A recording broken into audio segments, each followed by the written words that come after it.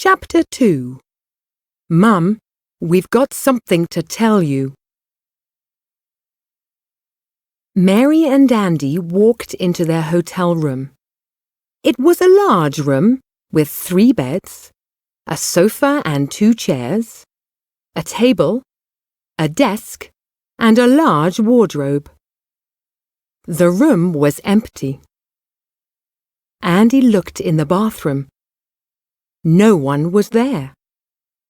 "She's not here," he said. "Quick," said Mary, turning on the TV. "Make it look like we've been here for a long time." Andy took off his trainers and his sweatshirt and sat down on the sofa. There was a big mirror above the table on one side of the room. He looked at himself. He was 14 and already more than 175 centimeters tall. He had short red hair and blue eyes. Sometimes at school, people made fun of his hair because of its color. He didn't mind. There were worse things than having red hair. He looked at his sister, Mary, sitting across the room watching TV. She was 14 as well. They were twins, but she didn't look like him at all. She was a few centimeters shorter than him. She had long dark hair and big brown eyes. She was wearing jeans and a black t-shirt. "Where do you think Mum is?" asked Andy. But he didn't get an answer. They heard a key in the lock, and Ellen Lawson, their mother, came into the room. Ellen Lawson had short dark hair, brown eyes, and was shorter than both her children. She was carrying a large bag, which she threw on one of the beds. "Hi, you two," she called. "How are you? Have you had a good time? Where have you been?" "Where have you been?" asked Mary. She was using a deep voice like her mother's. She sounded a little angry, like her mother sometimes did. Andy quickly got the idea. "Yes, Mother," he said, waving a finger at her. "What time do you call this?" All right, laughed Ellen Lawson. "I know I'm a bit late, but I got talking to Peter and—" "Ah, Peter," said Mary. "And who is this Peter? I think we need to know, Mother." Ellen laughed again. "You know who Peter is. Mr. van Noordwijk, the man I'm working for here in Amsterdam. And, as it's our first day here, he is going to take us out for dinner, all 3 of us. Now, put some shoes on and we'll go and find him.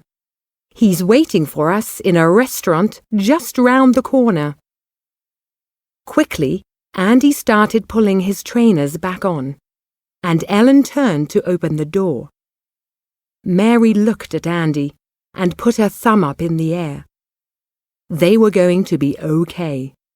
Mum didn't know about them being late. Andy smiled. Peter van Noordwijk was waiting in the Van Loon Steakhouse, 2 minutes' walk from the hotel. He stood up as the Lawsons came into the restaurant. He was a short man, a little bit taller than Ellen Lawson, but shorter than Andy. He had grey hair and an expensive grey suit. "Hello, you two," he said, smiling at Andy and Mary. "It's nice to meet you. I've heard a lot about you." "All good, I hope," said Mary, looking at her mother. Peter van Noordwijk and Ellen Lawson both laughed. Over dinner, Van Noordwijk talked to Mary and Andy about their schools in England, and then asked them what they were thinking of doing in Amsterdam. "We'll probably go to some museums and maybe see a film one afternoon," answered Mary. "And of course, Mum told us to bring some schoolwork too," said Andy, which was very boring of her. But he was smiling at his mother as he said it. Van Noordwijk laughed again. "Well, on Saturday I'm going out on my boat," he said. "You could all come along with me for the day, if you like." "Oh, yes, please," said Mary and Andy together. They looked at their mother. "Can we, Mum? Please?" they said. Ellen smiled and looked at Van Noordwijk. "That's very kind of you," she said. "We'd love to come." "Do you often travel with your mum when she's working?" asked Van Noordwijk. "Only if Dad's not at home," replied Mary. "He's in California on business at the moment, and Mum doesn't want to leave us at home on our own." "Well, she doesn't want to leave Mary at home on her own," said Andy. Now, said Ellen Lawson. "Peter's been kind enough to bring us out for dinner and invite us out for the day. The last thing he wants is to listen to you two fighting." "Sorry, Mum," said Andy, smiling. "But it's true, isn't it?" The next morning, Ellen, Mary and Andy were all getting dressed in the hotel room. The television was on. You can get British TV in the Netherlands, so the BBC Breakfast Time News was on. In a robbery yesterday afternoon at the Rijksmuseum in Amsterdam, robbers escaped with a painting by Rembrandt. The painting cost the museum £23 million 4 years ago, and is an excellent and unusual example of Rembrandt's early work.